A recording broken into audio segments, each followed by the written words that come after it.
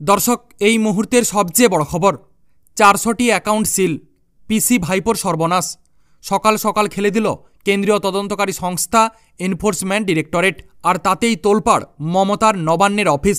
হ্যাঁ দর্শক, এই মুহূর্তের সবচেয়ে বড় খবর এবং পরবর্তী গুরুত্বপূর্ণ খবরগুলো সবার প্রথম পাওয়ার জন্য অবশ্যই চ্যানেলটিকে সাবস্ক্রাইব করে রাখুন এবং যুক্ত থাকুন আমাদের সাথে। গত কয়েক বছরে একাধিক দুর্নীতির হদিস মিলেছে এই বাংলায়। বিভিন্ন অভিযানে কোটি কোটি নগদ টাকা উদ্ধার করেছে কেন্দ্রীয় তদন্তকারী সংস্থা। আর এবার রেশন দুর্নীতিতে আরও বড় অঙ্কের টাকার হদিস পেয়েছে কেন্দ্রীয় তদন্তকারী সংস্থা এনফোর্সমেন্ট ডিরেক্টরেট। উঠে এসেছে এক চাঞ্চল্যকর তথ্য। কতগুলি অ্যাকাউন্ট থেকে টাকার লেনদেন চলত তা জেনে তাজ্জব হয়েছেন তদন্তকারীরাও। রেশন দুর্নীতি মামলায় কয়েকদিন আগেই আনিসুর রহমান ওরফে বিদেশ এবং অলিভ নূর ওরফে মুকুলকে গ্রেপ্তার করেছে ইডি। রেশন দুর্নীতিতে তাদের বড় হাত ছিল, এমন তথ্য উঠে এসেছে তদন্তে। প্রাক্তন খাদ্যমন্ত্রী জ্যোতিপ্রিয় মল্লিকের সঙ্গে তাদের ঘনিষ্ঠতার বিষয়ও প্রকাশ্যে এসেছে।